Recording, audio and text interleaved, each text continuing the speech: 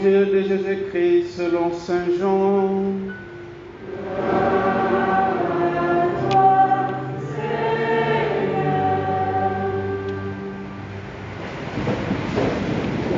Comme la Pâque juive était proche, Jésus monta à Jérusalem.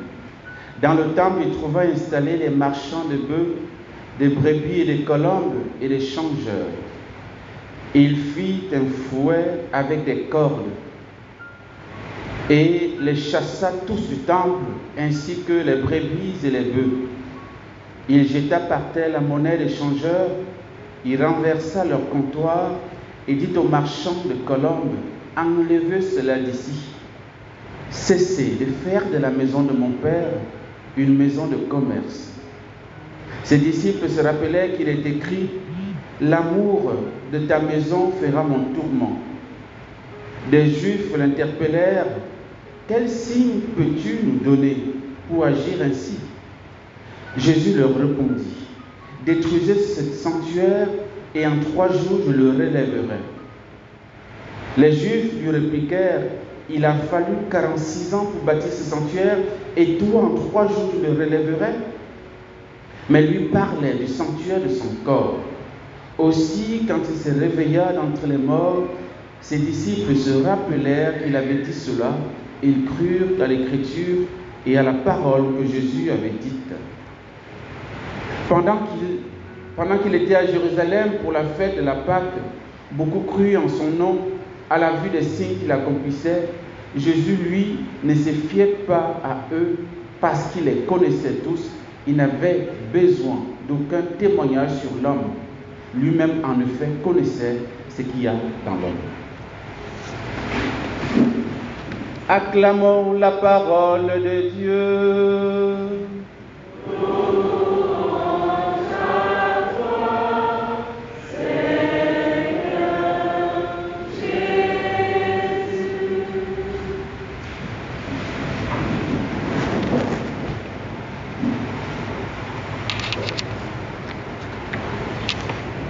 Frères et sœurs, nous sommes arrivés au 3e dimanche du carême et l'Église nous invite aujourd'hui à réfléchir ou à méditer sur le temple de Dieu.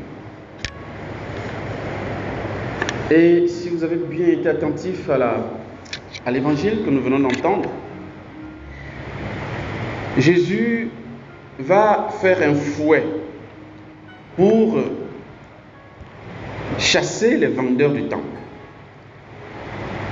qui, selon lui, ont transformé la maison de son père pour en faire une maison de commerce. Il faut savoir, frères et sœurs, que le temple en lui-même, à l'époque de Jésus, avait cette caractéristique. D'abord, le temple a été voulu par Dieu pour être la maison de tous les peuples, la maison de prière de tous les peuples.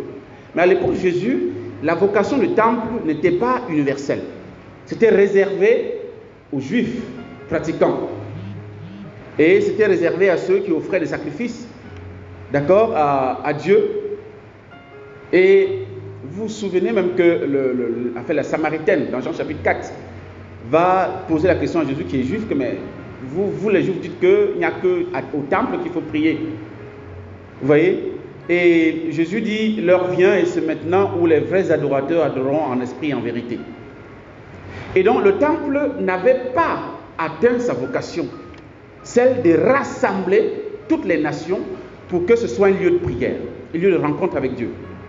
Ça, c'est la première chose. La deuxième chose, le temple, la majesté du temple, la beauté du temple était telle que, en fait, ça faisait plutôt l'orgueil des hommes que la gloire de Dieu. Ça servait plutôt à ça.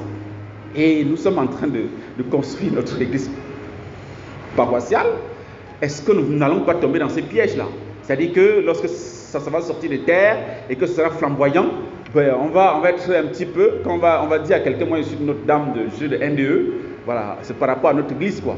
C'est-à-dire qu'on va un peu se vanter, on va être un peu orgueilleux par rapport à la beauté de l'architecture. Il ne faudrait pas qu'on tombe dans ces pièges.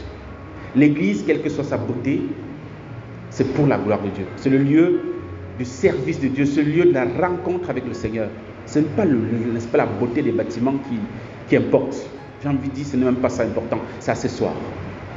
Même s'il faut dépenser pour le Seigneur, mais il faut qu'on reste sobre, parce que le plus important, ce n'est pas ça. Amen. Et troisième chose, le temple, ici, est devenu un lieu, pas seulement de rencontre avec Dieu, mais un lieu de commerce. C'est un lieu où tout un réseau, n'est-ce pas, de marchands sont constitués, de marchandises et de marchandages.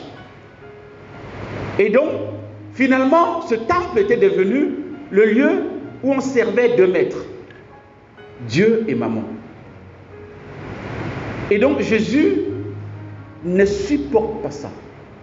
Et c'est, je crois, c'est ce troisième, en fait, c'est surtout ce point-là qui a fait que Jésus est sorti de ses gonds et il a réagi comme il a fait. Et lorsque Jésus réagit ainsi, il dit, enlevez cela d'ici, cessez de faire la maison de mon Père une maison de commerce. Ce qui titille les Juifs ici, en fait les responsables du temple, c'est que Jésus a osé parler, dire que le temple c'est la maison de son Père. Et donc, d'où la question, mais pour qui tu te prends quoi? Tu es qui?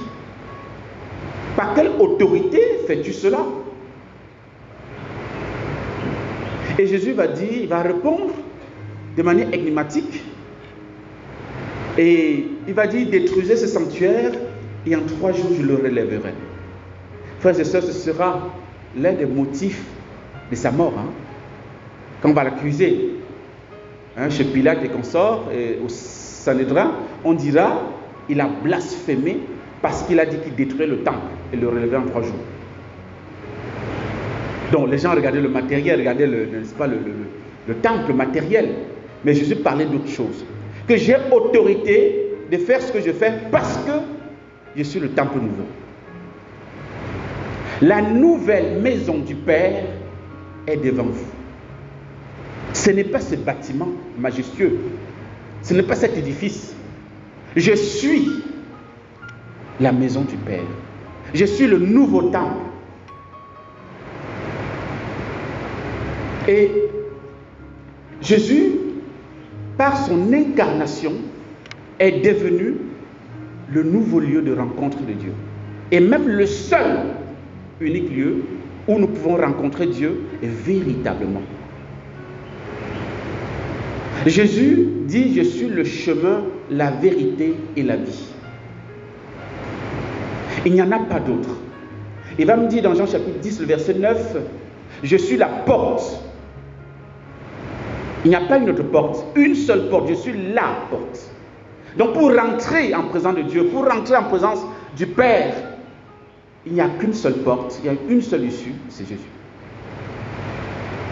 Et c'est pourquoi quand il dit, détruisez cet temple et en 3 jours je le relèverai, ben, il parle, il prophétise sur sa mort et sa résurrection. Vous allez me tuer, en fait, vous allez me crucifier, je vais mourir, mais le 3e jour, je vais me relever. Jésus est cette demeure et le lieu où l'homme, tout homme, peut rencontrer son Seigneur, peut rencontrer son Dieu. Jean chapitre 3, verset 16, Dieu a tant aimé le monde qu'il a donné son Fils afin que quiconque croit en lui ne périsse pas mais qu'il ait la vie éternelle. Quiconque, ici ce n'est pas seulement les Juifs. Donc en Jésus s'accomplit le projet de Dieu de faire du temple le lieu de la rencontre de tous les peuples, la maison de prière pour tous les peuples. Et c'est en Jésus que cela s'accomplit, frères et sœurs. C'est pourquoi je le disais à l'entame de la messe que nous devons être, et nous sommes sur le projet de Dieu, de faire de nous des signes de sa sainteté dans le monde, pour qu'en nous, l'homme trouve le lieu de la rencontre avec son Dieu, à travers nous. Parce que c'est dans le corps du Christ que désormais, l'homme est en vérité adorateur de Dieu. Et le corps de Christ, frères et sœurs, c'est l'Église. C'est l'Église. Il n'y a pas un autre lieu. de rencontre avec Dieu. Tu es pierre, sur cette pierre, je bâtirai mon église. L'église, c'est le corps du Christ. Et le corps du Christ est composé des différents membres que nous sommes, que vous et moi nous sommes. Et donc, c'est ensemble que nous formons cette demeure où Dieu est présent, où il se donne à adorer, où il nous bénit, où il nous comble. C'est la raison pour laquelle nous sommes rassemblés ce dimanche, autour du Christ, autour du corps du Christ, l'Eucharistie. Et Jésus est en train de se dire, mais qu'est devenue ma maison? Quel est devenu mon corps? Quel est devenu le lieu de la rencontre, l'adoration de Dieu? Qu'est-ce que nous faisons de l'Église? Qu'est-ce que nous ne vendons pas à l'Église? Quelles sont les marchandises qu'on traîne à l'Église? Quels sont les marchandages que nous faisons à l'Église? Et qui peut aujourd'hui expliquer le courroux de Jésus. Et je dirais encore de manière plus personnelle, frères et sœurs, chacun de nous représentons le temple de Dieu. Nous sommes les autres Christ. Nous sommes le lieu de la rencontre du Père, du Fils et du Saint-Esprit. Jésus dit dans Jean 14, verset 23, « Si quelqu'un m'aime, il gardera ma parole. Mon Père l'aimera et nous viendrons chez lui. Nous ferons de chez lui notre demeure. » Donc ça veut dire que chacun de nous est appelé à être le temple de Dieu, le nouveau temple de Dieu, dans sa famille, dans son milieu de service, partout où il est. De par le baptême, cette nouvelle alliance est faite entre nous et Dieu, ce qui fait que nous sommes devenus la demeure de Dieu. Qu'est-ce que nous faisons de cette demeure que nous sommes? Pour garder cette demeure de Dieu, pour permettre à Dieu de demeurer en nous, comme je le disais dans Jean 14, 23, c'est ce qu'on appelle l'inhabitation trinitaire. C'est-à-dire que quand on est habité par la Trinité, c'est-à-dire Dieu habite en nous. Et pour permettre que Dieu habite toujours en nous, parce que Jésus dit, si quelqu'un m'aime, il gardera ma parole. Donc le secret pour rester, pour demeurer la demeure de Dieu, pour rester la maison de Dieu tout le temps, c'est d'obéir à la parole de Dieu. Finalement, c'est de vivre les commandements que nous avons entendus dans la première lecture. Tu n'auras pas d'autre Dieu que moi. Frères et sœurs, nous avons certaines personnes qui sont dans l'église, mais qui ont d'autres temples. L'unique temple, c'est le Christ. L'unique temple, c'est l'église. On ne peut pas fréquenter le temple de l'église et en même temps fréquenter d'autres temples. Vous comprenez ce que je veux dire? Il y a les temples rosicruciens, il y a les temples francs-maçons, il y a les temples, n'est-ce pas, des marabouts, des féticheurs, des sorciers, tout ce que vous voulez. Je ne peux pas être la demeure de Dieu et ne pas privilégier le premier commandement d'avoir qu'un seul Dieu. Je n'adore qu'un seul Dieu qu'à l'église. Et dans ma vie, il doit avoir un seul Dieu. Nous devons faire le ménage. Ou plutôt, nous devons permettre à Jésus de faire le ménage dans notre vie.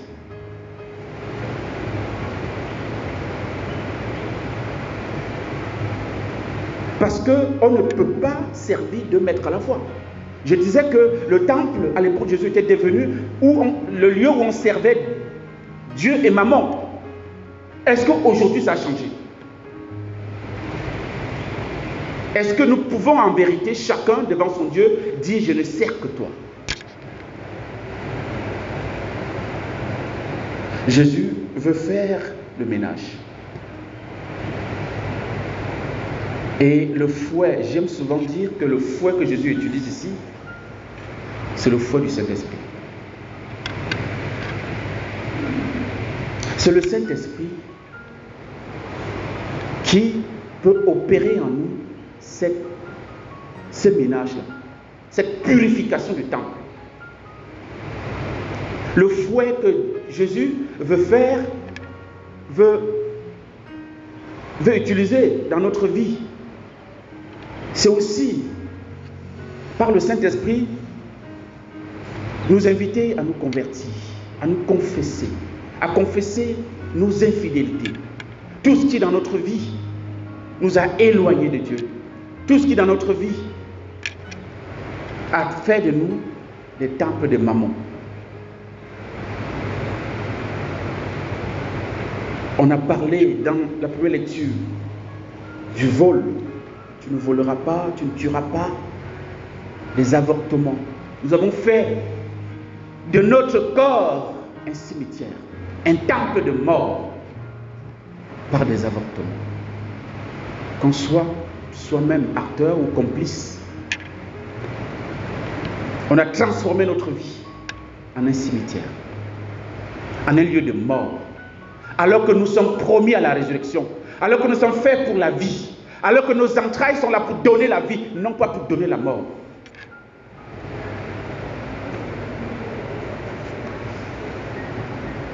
Tu ne commettras pas d'adultère. Nous avons fait de notre temple, notre corps, un temple de débauche, d'infidélité. Frères et sœurs, le carême, c'est le moment de grâce. C'est le moment de conversion. C'est le moment de retour radical à Dieu. C'est le moment où le ciel particulièrement est ouvert, où les grâces de la conversion sont données à profusion. Ne passons pas à côté. Ne passons pas à côté.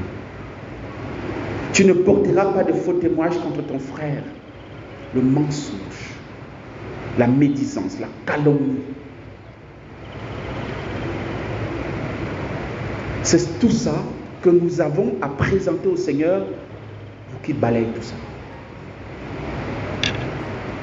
Allons au confessionnal, allons nous purifier, demandons au Seigneur, par la puissance du Saint-Esprit, de nous renouveler, de nous sauver, de nous régénérer, de rendre chacun de nous agréable à Dieu, d'être des temples où transparaît Dieu.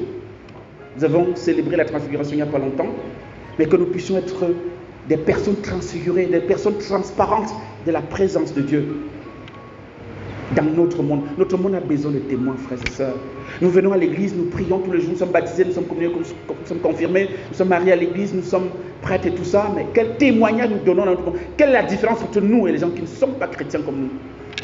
Quels sont les actes que nous posons et qui signifient que nous appartenons à un autre, que nous portons un autre en nous? Frères et sœurs, tournons-nous vers la grâce du Seigneur, implorons-la sur nous. Par nous-mêmes, nous ne pouvons pas y arriver, évidemment.